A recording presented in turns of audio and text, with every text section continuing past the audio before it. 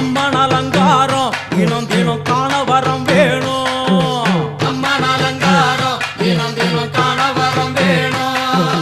அம்மன் அலங்காரம் கண்டுவிட்டா நம்ம குறை தீரும். அம்மன் அலங்காரம் கண்டுவிட்டா நம்ம குறை தீரும். அம்மனுக்கு விரதம் ஆதி முதல் இன்று வரை வழக்கம்.